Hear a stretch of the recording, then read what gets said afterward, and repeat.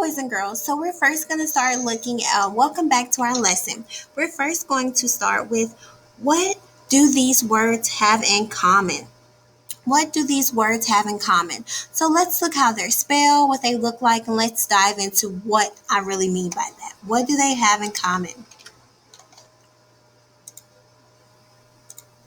Well, boys and girls, their root word is serve, S-E-R-V. Remember that prefixes and suffixes are added to the root of words. Prefixes are added to the beginning of a root word, and suffixes are added to the end of the root word to make new words. A root is a main element of a word that forms the base of its meaning. For example, serve means to save, protect, or serve. Adding prefixes and suffixes can change the part of speech of a root. Words with the word serv can be nouns, verbs, or adjectives. Okay, for example, in preserve, it means to protect something in order to keep it safe or in good. Serve means to give food or drink to people to perform a duty or a job. Servant is a person who is hired to do household duties such as cleaning and cooking. Service is an act of helping work performed by one who serves a religious ceremony. And conserve is to keep safe from loss, waste, or destruction.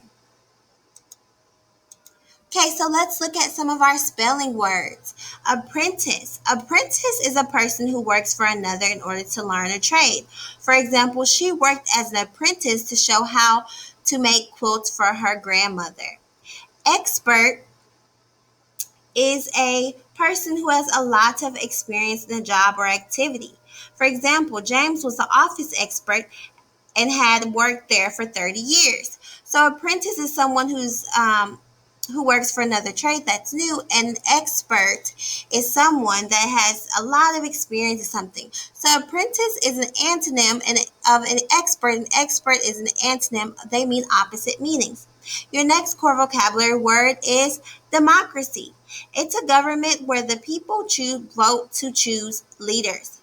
Tyranny is another core your spelling word, which is government where one ruler has total opposites. These two words are antonym because in democracy, people get a chance to choose and vote. In tyranny, they do not. So they're opposites.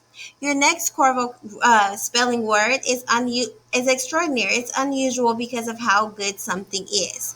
Conventional is another one of your spelling words. It's usual because of how typical something is. These two words are antonyms of each other because extraordinary is something that's out of the ordinary, that's special, unusual, and conventional is very normal. Okay, rivalry is a competition between people or groups, where harmony is another one of your spelling words that means agreement. So these are antonyms of each other because rivalry means people do not get along. Harmony means agreement and get along. Stunning is another one of your spelling words. That means very beautiful, surprising, or beautiful, where mundane means common, ordinary. These two words are antonyms of each other because stunning is out of the ordinary, beautiful, and mundane is just common and ordinary. Okay, boys and girls, we've came to our conclusion of our lesson. Remember, at the beginning of our lesson, we had you start off with your I wonder chart.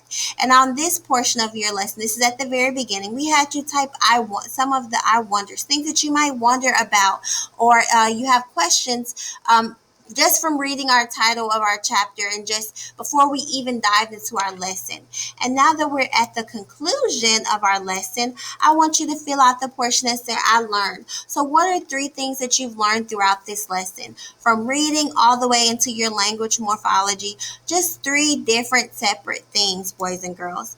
And then the very last conclusion activity that you're going to do today is you're going to log on to Schoology and answer that discussion question I have revolving around your lesson for today. Okay, boys and girls. Well, that's your assignment for today. So let's go over what you're supposed to do. The first thing that you're going to do is finish off your the last 1, 2, 3, 4, 5, 6 or 6 of your blanks here for 11.2. And then you're going to finish off your I wonder, and I learned chart and give me three things you learned from this lesson. And then the last thing that you're going to do